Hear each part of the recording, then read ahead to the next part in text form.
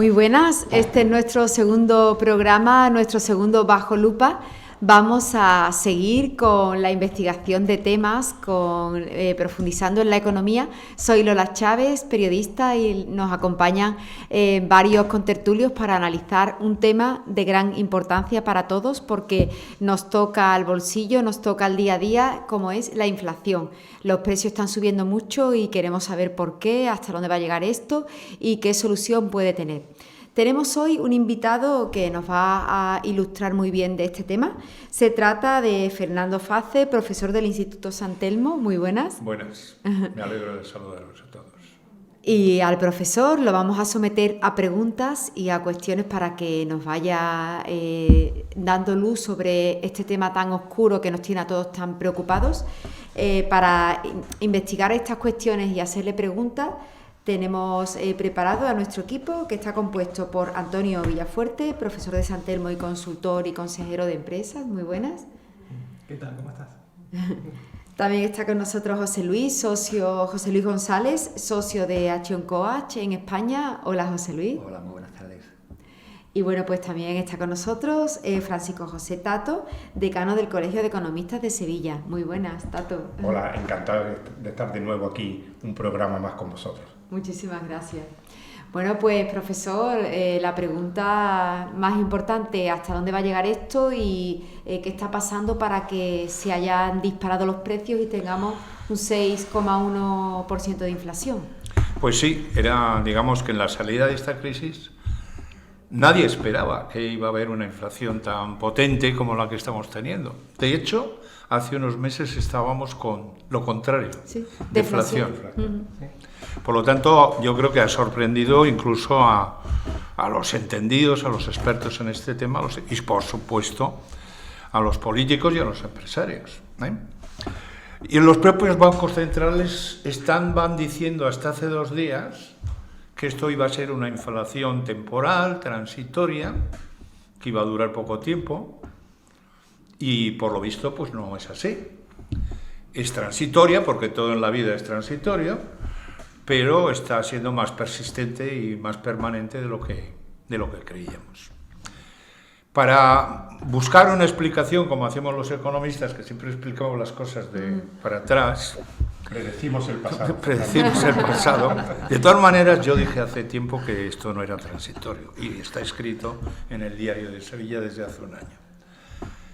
Esta inflación surgió primero, nadie esperaba eso, con lo que se le ha llamado la ruptura o disrupción de las cadenas de suministro mundiales. Durante la pandemia se dejaron de hacer inversiones, se paralizaron muchas plantas, se acumularon muchos pedidos, bajaron los stocks, y cuando la recuperación vino, cuando la variante Ómicron nos dejó salir a la calle y la variante anterior Delta, ya no estábamos, pues nos encontramos con 2 efectos. Primero, una oferta que no era capaz de responder porque estaba mermada, porque el propio transporte estaba bloqueado, el marítimo y el terrestre. Y también ocurrió otra cosa, y es que la gente tenía ganas de consumir. Hubo una explosión de la demanda y una oferta muy débil, anquilosada, que no fue capaz de responder. Entonces, del choque de estas 2 tendencias surgió la inflación que estamos viviendo, que por el lado de la demanda podríamos haber pensado que era transitoria. Bueno, esto es, digamos, como una especie de arrebato de consumo, la gente se normalizará, la demanda bajará, pero no contábamos con la oferta. La oferta, la producción, la distribución, la logística, pues está permaneciendo. O sea, esto no es como apagar y encender la luz. O sea, el sistema productivo tú lo apagas y para encenderlo después lleva tiempo. Y es lo que está pasando. En estos momentos todavía los fletes del transporte marítimo no están normalizados, hay escasez de todo, de barcos, de contenedores, hay, digamos, cuellos de botella en los aeropuertos, pero también en el transporte terrestre.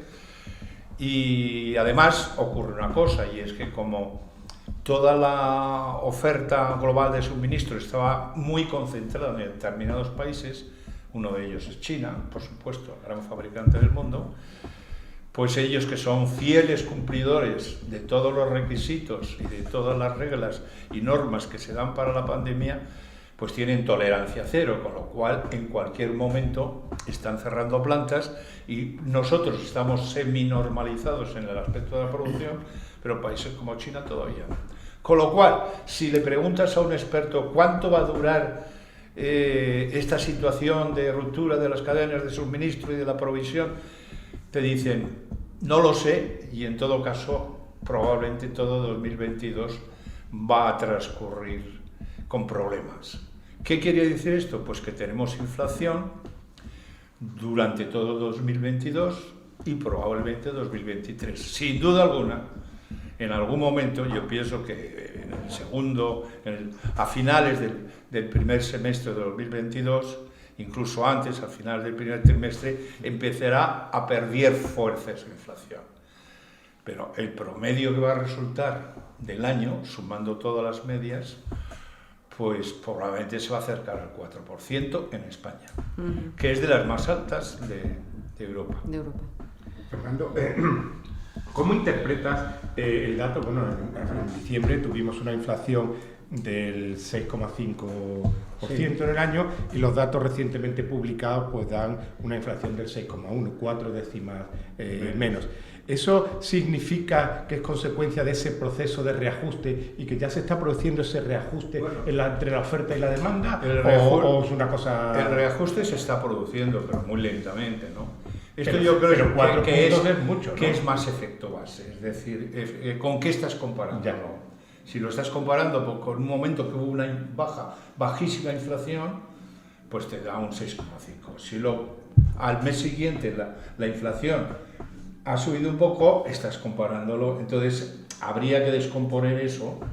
El dato ha llegado hoy, yo todavía no he tenido tiempo de fijarme, pero yo sospecho que el efecto base es el que ha hecho mejorarla más que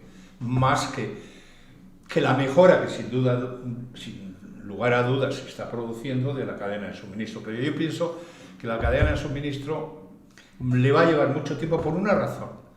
Porque no vamos a volver ni en la recuperación ni en la cadena de suministro, vamos a volver allí de donde partimos.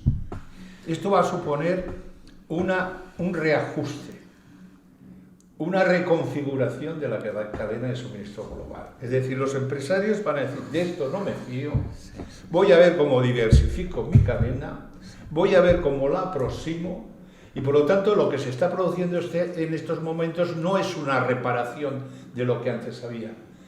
Se está produciendo una reconfiguración y por lo tanto una cadena de suministro que dentro de unos años va a ser completamente distinta. El otro día leía un artículo muy interesante.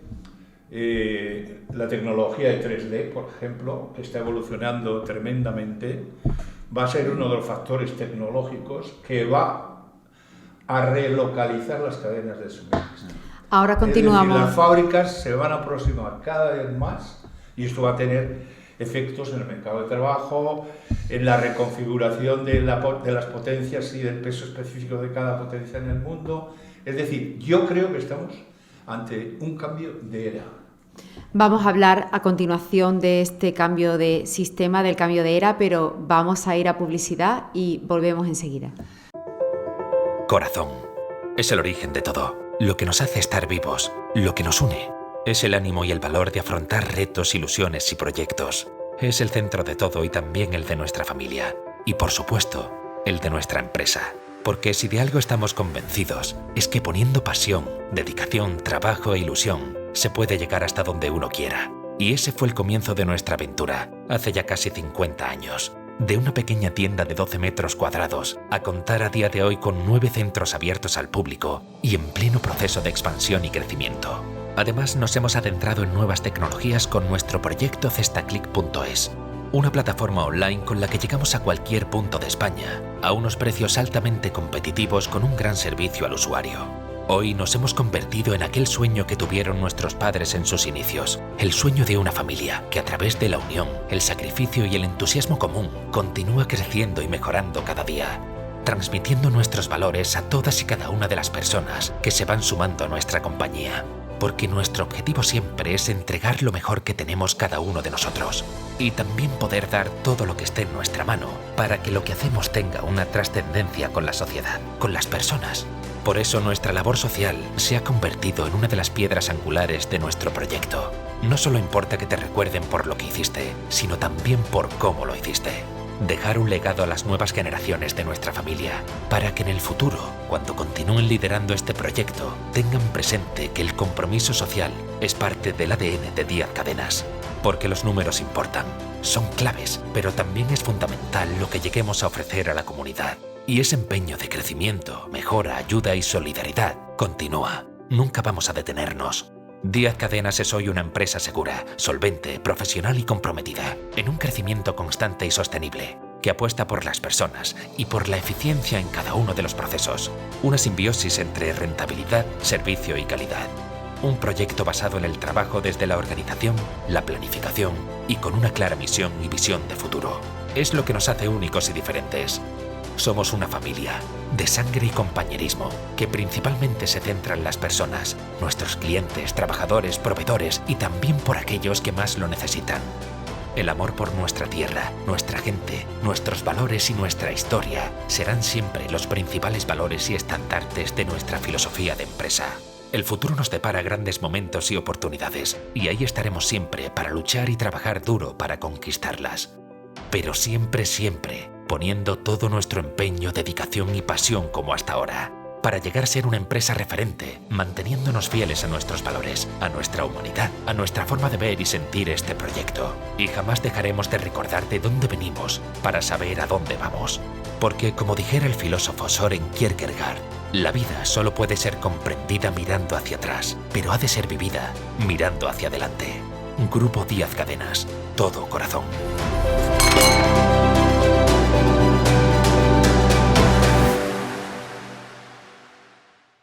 Y tras la publicidad, continuamos con este apasionante tema, el cambio de era. ¿De verdad consideráis que estamos a las puertas de un nuevo sistema, de un nuevo modelo? Yo creo que sí. Yo creo que las dos últimas crisis han tenido un gran impacto, tanto en el aspecto político y geopolítico, como en el aspecto social, como en el aspecto económico.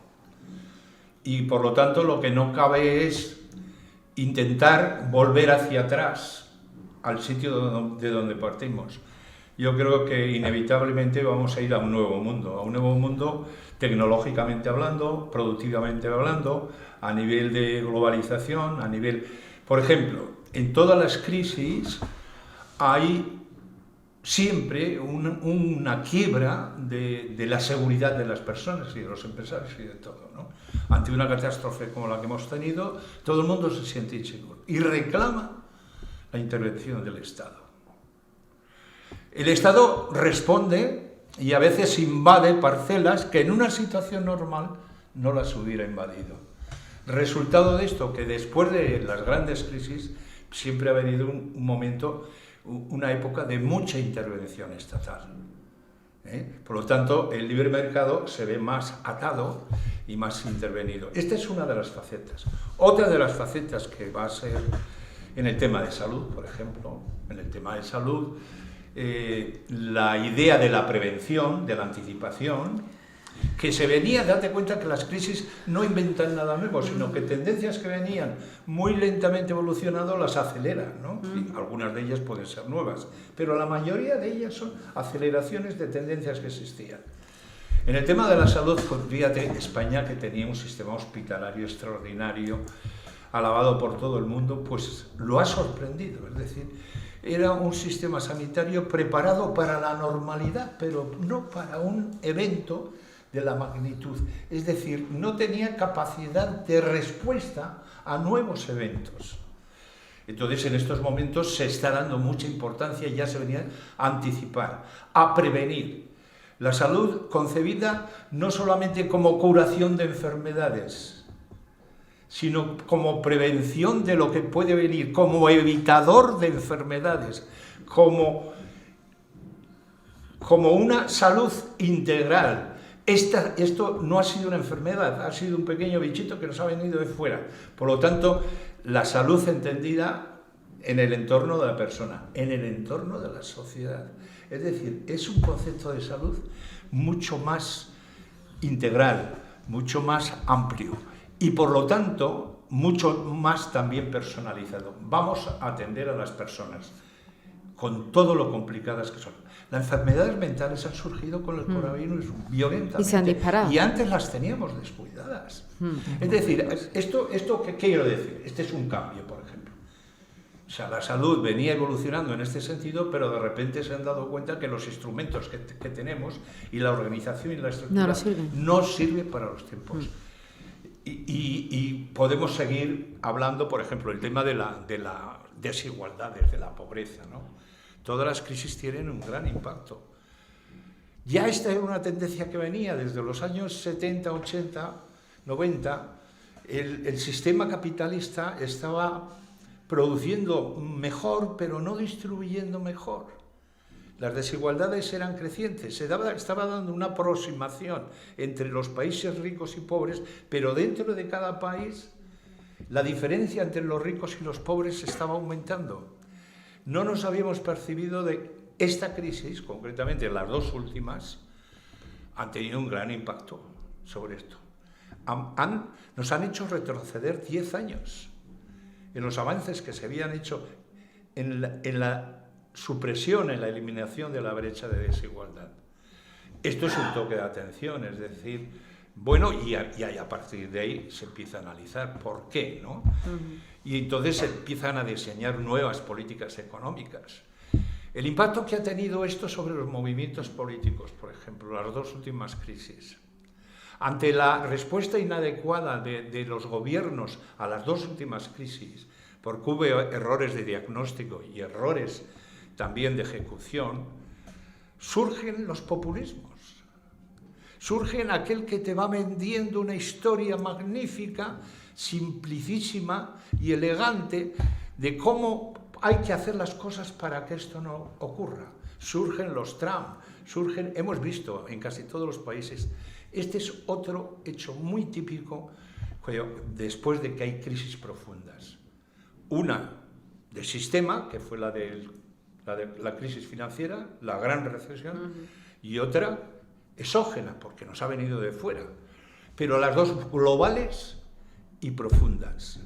Por ejemplo, otro tema que va a cambiar seguramente es el tema de, hoy en día, una crisis va a ser casi siempre global por la interconexión. Antes había crisis en Asia, en Latinoamérica, pero no nos contaminábamos en el grado que nos hemos contaminado. Es decir, las próximas crisis van a ser globales, todas o casi todas.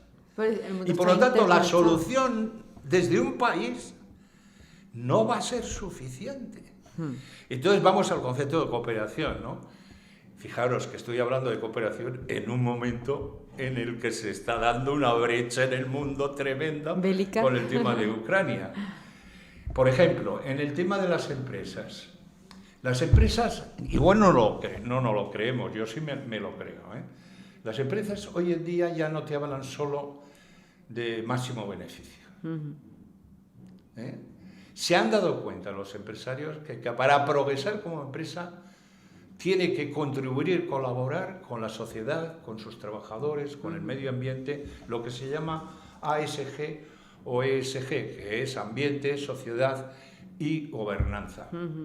Una de las cosas típicas que resultaron de la crisis de la recesión fue que esa recesión tuvo mucho que ver con la mala gobernanza de las empresas y de los bancos. ¿Os acordáis de la subprime y de las preferentes y los pleitos que hay con los bancos pendientes? Bien. Sí.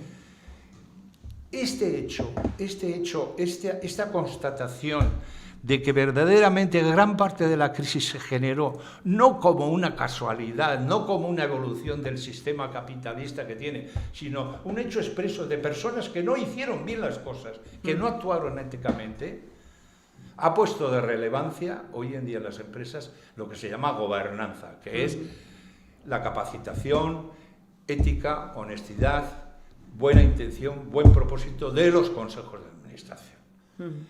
Entonces, ayer, hablando precisamente en una conferencia que dio el presidente de la CEA, de la Confederación de Empresas, don Javier González de Lara, le hice esta pregunta. Le digo, ¿moda o tendencia?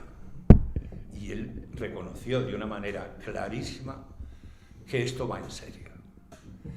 Que hoy en día las empresas no solamente van en serio, sino que hoy en día los mercados financieros, por ejemplo BlackRock, que es el mayor y más importante fondo de inversión en distintos campos del mundo, pone como condición una gran parte de su inversión, cada vez más, es para financiar empresas que cumplan con los requisitos de respeto del medio ambiente, de ayuda a la sociedad y a sus trabajadores, de trabajo digno y de gobernar y de buena gobernanza. Y los clientes, no solamente los fondos. No solamente las empresas, los clientes ya demandan productos que no salgan.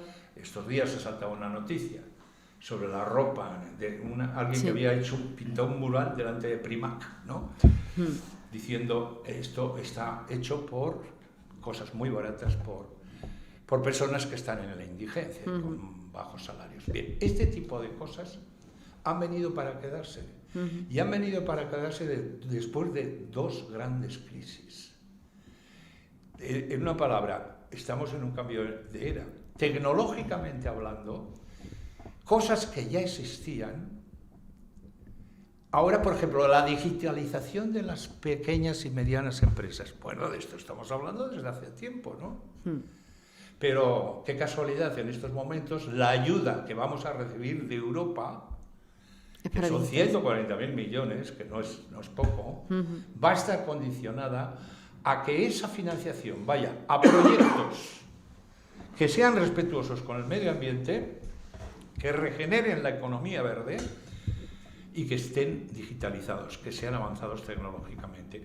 Ya no es una moda, ya el que quiera dinero, el que quiera ayuda, tiene que cumplir. Es decir, nos encontramos dos corrientes, una de que viene de los mercados financieros y otra que viene de la administración, que están hablando de lo mismo. Hay que hacer un mundo mejor. No podemos volver hacia atrás al punto de partida. Vamos hacia un nuevo mundo, vamos hacia un cambio de... Es decir, se están uniendo fuerzas de mercado con fuerzas de empresas individuales y con fuerzas de la administración pública. Y todo eso está confluyendo en un cambio importante.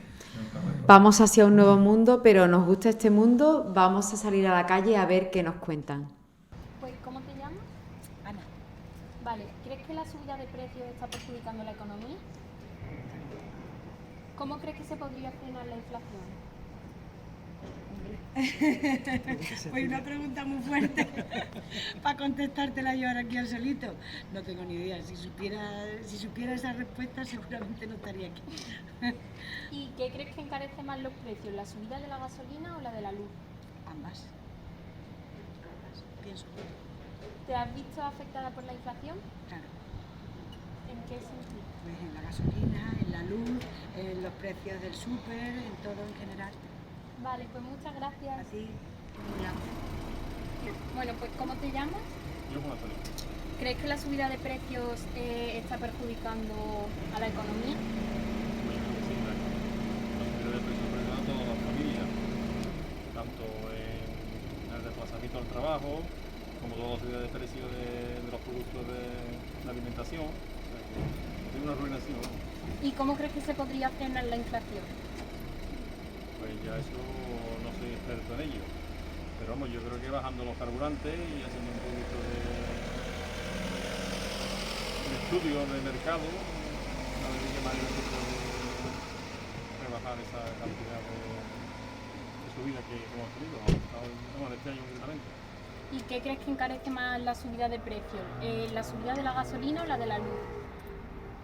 Bueno, la subida de la luz ya la hablemos, eso ha sido desorbitado. El diésel el combustible yo creo que si el gobierno sí puede meter un poquito más mano y bajar impuestos, porque eso lleva muchísimos impuestos. La luz también dice que lleva muchos impuestos del gobierno, pero parece ser que como son las eléctricas las que lleva el tema, está un poquito más elevado por eso. Pero yo creo que sí, bajando carburante yo creo que abarataría mucho las cosas, por el transporte, y además la familia pues se vería beneficiada en el bolsillo de todas las meses que se tienen al trabajo y todo el tema ese. ¿Y tú te has visto afectado por la inflación? Hombre, claro, yo me quedo a trabajar todos los días, tengo un gasto de combustible, voy a la compra y veo que han subido todos los precios y eso encarece en el año, pues yo creo que es un buen dinero. Vale, pues muchas gracias. De nada. ¿Cómo te llamas? Mar. Bueno, estamos hablando sobre el emprendimiento. ¿Crees que en España es fácil emprender? No. ¿Justifico mi respuesta? Yo creo que también, o sea, que falta mucho tipo de estudio que te enfoque al tú poder emprender un negocio o siendo joven poder emprender en lo que a ti te guste y sobre todo el dinero en España que no te da para hacer nada. ¿Conoces algún emprendedor? Yo. ¿Qué negocio tiene? Es que no está bien. Yo coso, tengo mi página web y eso de quien me quiera comprar algo, pues. O sea, ¿estás tú sola? Yo soy Bueno, en mi vida. Muchas gracias. Nada. Bueno, pues como hemos visto en las preguntas de la calle, la gente está un poco cansada de estos precios disparados y de esta situación. ¿Cómo se pueden armonizar estos dos modelos o cómo, hacia dónde vamos? Vamos a ver, el tema de la inflación está castigando efectivamente primero a los hogares, a las familias. ¿Por qué? Porque suben los precios y lo que le queda con la renta que tienen, con el salario que tienen, que no evoluciona a la misma velocidad con la inflación, pues pierden poder adquisitivo, ¿no? Es posible que los próximos convenios que se van a empezar a negociar, ya han abierto el convenio de los sectores, recuperen parte de lo perdido, pero probablemente no todo. Y además hay otra idea, y es que cuando la inflación se introduce en los salarios, la inflación hace subir los salarios y los costos de las empresas, y entramos en una especie de espiral que se va ampliando y que no tiene solución. Por lo tanto, hay un aspecto técnico que aconseja no introducir totalmente la revisión de los precios de la inflación en los salarios, pero por otra parte, desde el punto de vista de equidad y de justicia, lo lógico es que no se pierda poder adquisitivo. Vamos a tener este dilema durante estos próximos meses, va a haber una discusión ahí entre la patronal y los sindicatos, pues que resultará, me imagino, en un eslabón intermedio entre trasladar la inflación total, que sería ya en el punto, digamos, más óptimo, sería el 6,1, en función del mes que se coja, pero que lo que se va a hacer seguramente es promediar las tasas de inflación de los meses anteriores, y yo creo que la inflación va a estar, digamos, la revisión salarial va a estar entre el 3 y el 4%. Incluso diferirla en el tiempo, ¿no? Y seguramente diferirla en el tiempo, porque lo más razonable recuperar esa pérdida de poder adquisitivo pues con el transcurso de los años para evitar esa espiral. Sí, es lo que van a pretender la patronal, y ya lo han indicado, que es decir, oye, vamos a hablar para que haya cierta estabilidad de un plan a 2 años o 3 años, ¿no? Y por lo tanto habría planteamientos de este tipo. Entonces lo que se puede hacer a corto plazo es muy poco, simplemente repartir el costo de la inflación de la manera mejor para que no salgan perjudicados, primero los trabajadores, y segundo para que la competitividad de las empresas pues no. Aquí hay un tema de fondo. Y es que un país que no es productivo o cuya productividad viene descendiendo en los últimos años, que es el caso de España, y que está muy por debajo, digo, la productividad por hora trabajada, sí, o de todos los factores de producción. La rentabilidad del trabajador, ¿no?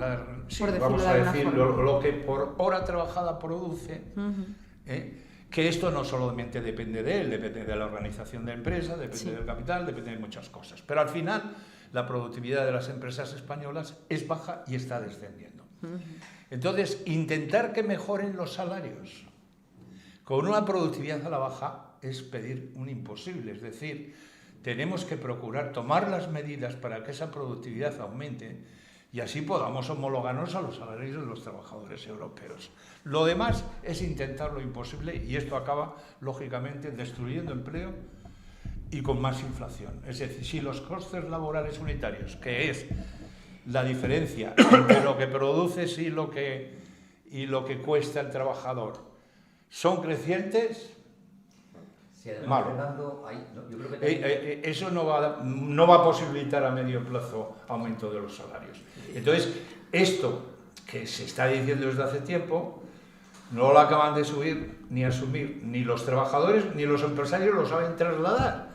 Y la verdad es que ahí es donde hay que trabajar. Y eso depende ya de cosas más profundas, como es la administración, cómo es la tecnología, qué estamos haciendo, cómo innovamos. Hay un montón de cosas que influyen en la productividad. Sí, Fernando decía que esa subida de salario además va a ser una dificultad para esa posibilidad que tenemos ahora de la deslocalización de las empresas como consecuencia del problema que hay en la cadena de suministro, ¿no? Yo creo que ya hay muchas empresas que dependen en gran medida de proveedores chinos que están empezando a plantearse la posibilidad de producir aquí en España.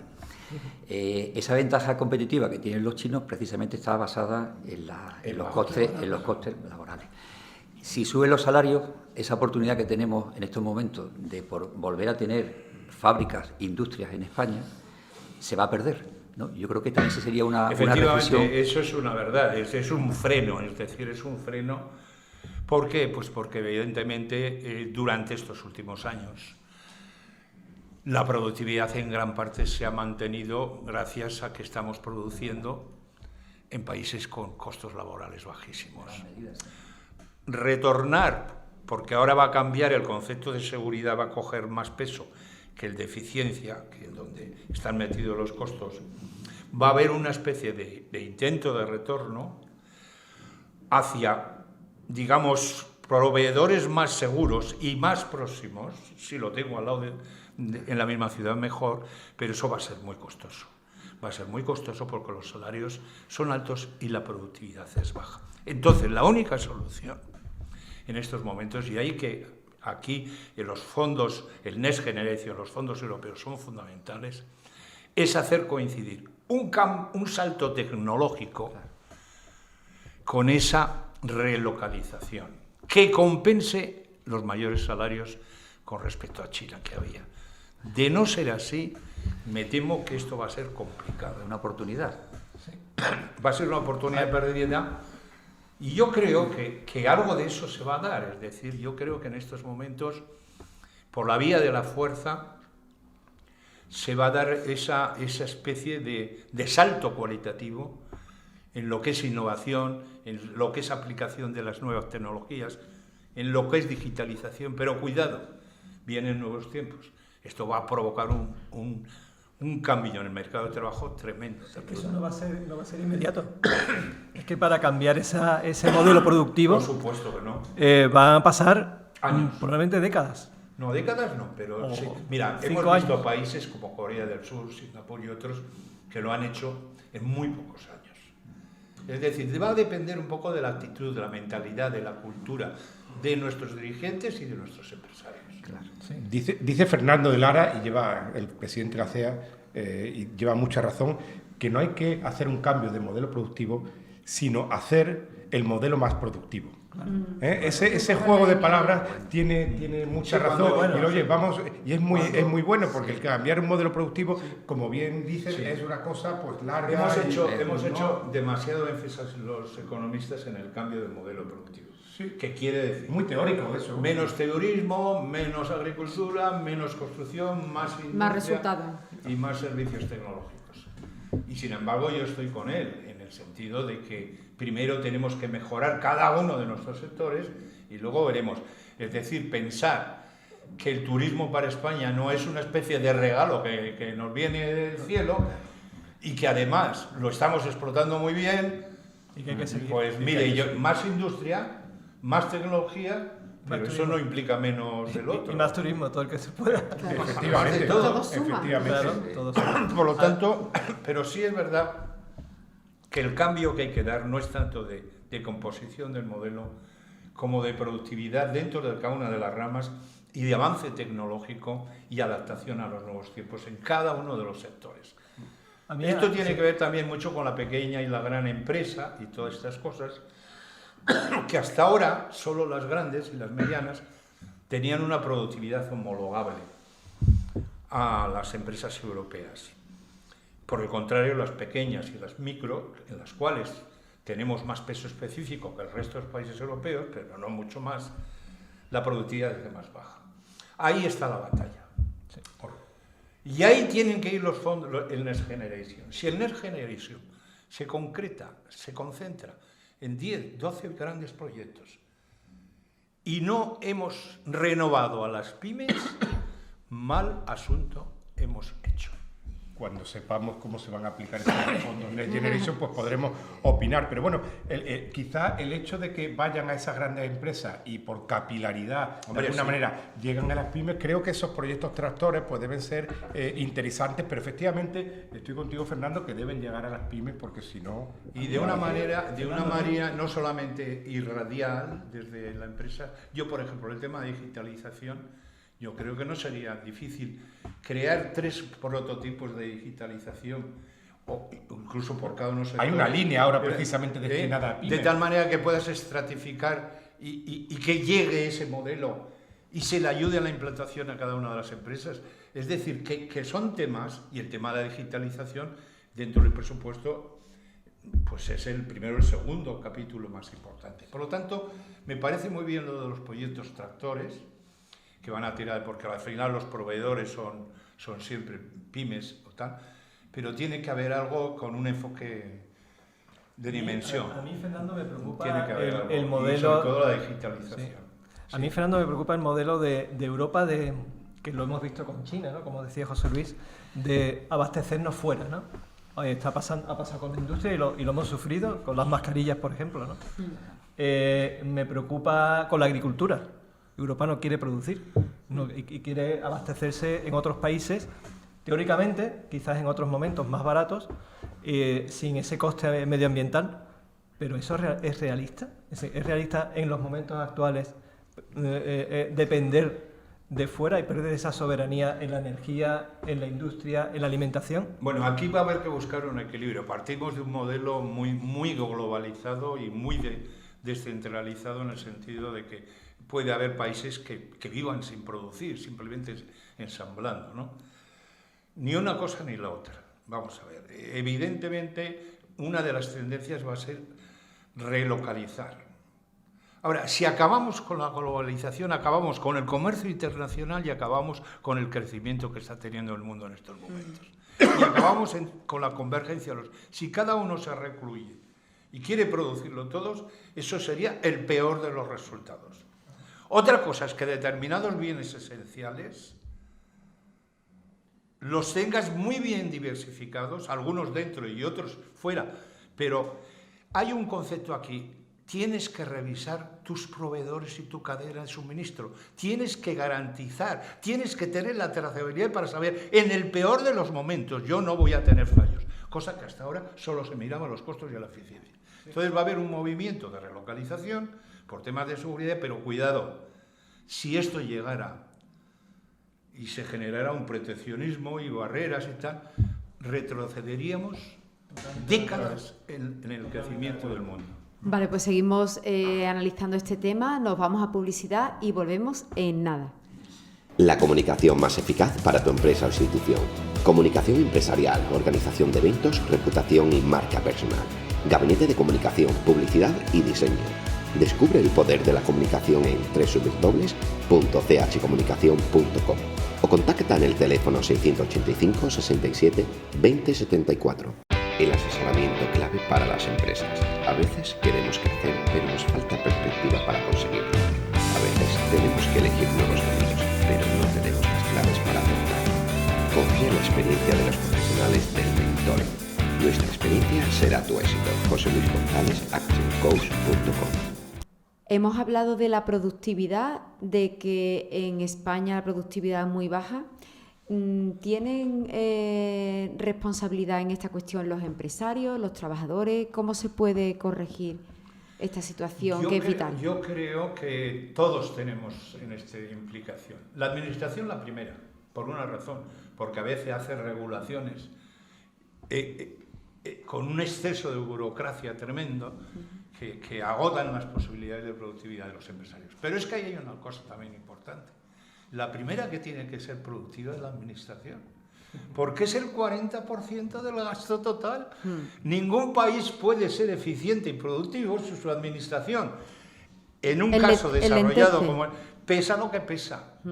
Esa es la primera conclusión que hay que hacer. De las reformas que tenemos pendientes, la laboral, la de las pensiones, una de las más importantes es la de una administración más eficiente y más productiva, que siempre se olvida, esté el partido que esté. Pero en definitiva depende de todos, también depende de los empresarios, sin duda alguna, que tienen que estar reinventándose continuamente en un mundo cambiante como el que vamos a vivir en los próximos años, que tienen que estar revisando sus estrategias, sus procesos, que tienen que estar arriesgando y que muchas veces tienen que plantearse la dimensión necesaria para dar esos pasos, porque hay veces que desde las microempresas este tipo de avances tecnológicos o de financiación pues no son posibles. Por lo tanto, los empresarios, sin duda alguna, tienen una gran responsabilidad. Ellos son los que más lo evidencian, lo que más lo palpan, porque lo palpan en el mercado cada día, cada vez que tienen que producir sus productos, y por supuesto también los trabajadores. Es decir, aquí viene ahora una importante que es la reconversión, la recualificación, la readaptación, la reformación de los trabajadores. Y ahí tiene también implicación los empresarios, la formación continua dentro y fuera de la empresa. Creo que estamos en tiempos cambiantes, que no sirve lo que hacía antes y cómo lo hacía, tanto a nivel de empresario como a nivel de administración, como sobre todo también a nivel de trabajador. Entonces, ahora, por ejemplo, ahora va a haber un movimiento en el mercado de trabajo tremendo, de determinados sectores que declinan a otros que emergen, ¿no? Si no hay una readaptación, una reformación, una recualificación de los trabajadores, el desempleo que vamos a tener va a ser brutal. Entonces, esta es una responsabilidad de todos, ¿no? Vamos a un mundo donde hay que estar aprendiendo todos los días, hasta el final. Sin duda. Porque cada vez las cosas cambian a mayor velocidad y la obsolescencia de los conocimientos y los aprendizajes es tremenda. Oye, Fernando, y volviendo al tema de la inflación, la componente de la energía, ¿qué papel tiene en la inflación? Y tú decías, ¿puede durar 2022, 2023? Pues muy importante, pues en estos momentos en el IPC nuestro casi el 50% es el incremento del precio de la energía, tanto del carbón como del petróleo, como del gas, etcétera, ¿no? Independientemente de la geopolítica y geoestrategia, que ahora el tema de Ucrania está incidiendo tremendamente, aquí hay un tema importante, y es que España no ha diseñado ni ha trabajado bien su modelo energético, y que tenemos una dependencia altísima todavía de dos cosas. Primero, de los combustibles fósiles, y segundo, de determinados países, por ejemplo, por nosotros el tema de gas de Argelia, ¿no? Y Alemania de Rusia, que es uno de los temas que son fundamentales en este momento para comprender el tema de la guerra de Rusia con todos los demás, o del conflicto. Por lo tanto, aquí tenemos que hay un tema importante, es decir, la transición energética, que ya está marcada y que es necesaria, y tiene que ser abordable porque no hay otro remedio, tiene un costo. Y el costo está en que no se ha conseguido todavía una coordinación. Aquí va a ocurrir una cosa, la explotación de combustibles fósiles va cayendo, las inversiones se van reduciendo y la de renovables va aumentando, tanto en inversión como en productividad, como... Bien, coordinar el movimiento de bajada de los combustibles fósiles con la suficiencia para que dé cobertura a esa bajada de las renovables no es una cuestión fácil cuando se hace a nivel internacional con una cooperación internacional no suficiente. Y estamos viendo la guerra de Ucrania, pues va por el camino contrario. Quiere decir esto que se van a producir, ahora se está produciendo, tensiones entre la velocidad de ascenso de las renovables y descenso de la ESO, que están provocando aumento de los precios. Es decir, hemos vivido y han vivido en Europa y en China momentos de escasez, explosión de los precios. Es decir, la transición ecológica va a tener un costo que va a ser muy alto, altísimo, si no hay una cooperación internacional. Ni siquiera un país puede resolver este problema. Tiene que haber una cooperación internacional de tal manera que se garantice que el empuje de las renovables y la velocidad es suficiente para absorber el declive de los... Si no vamos a tener problemas, los estamos teniendo ya. Y luego hay otra cosa, habréis leído estos días el tema de que Alemania, Francia y algún otro país están defendiendo que la energía nuclear y el gas se consideren energías verdes. Bien, ¿qué quieren decir? Y en España no lo hemos entendido. Quieren decir que hasta que se consuma la transición, necesitamos de esas energías para que no haya este desacople al cual me he referido. Porque si no, los costos de transición van a ser tan grandes que la propia sociedad se va a volver en contra. Exacto. Es que hemos pretendido... Y aquí estamos en la utopía. ¿Cómo está pasando? Aquí estamos en la utopía. Los más dependientes energéticamente somos los más poéticos. Que además compramos la energía nuclear a Francia a un precio más caro mientras cerramos aquí. Entonces, claro, es que eso les interesa a los alemanes por el gas, dicen unos por el gas que les viene de Rusia, y el otro, es que los franceses, pues el 80% es energía nuclear. Bueno, muy bien, de acuerdo, pero es muy razonable lo que están planteando. Claro. Y le puede favorecer a cualquiera de los países. Es decir, vamos a hacer una transición energética que no va a ser gratis. Y puede ser muy costosa. Que sea más o menos costosa va a depender de que no haya escasez y que esté coordinadas las energías no verdes.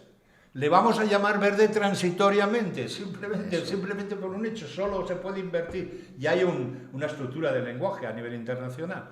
Solo se invierte en aquellas energías cuya taxonomía sea verde. Si las excluimos de ahí, no se invierte. Por lo tanto, no llegaríamos al 2050. La verdad es que el debate es apasionante, se nos acaba el tiempo, Fernando Fase, para seguir profundizando en este tema que, bueno, pues ha dado mucho de sí, gracias a nuestros contertulios, y bueno, esto dará para más programas y para más Bajo Lupa. Muchas gracias a todos. Muchas gracias a vosotros.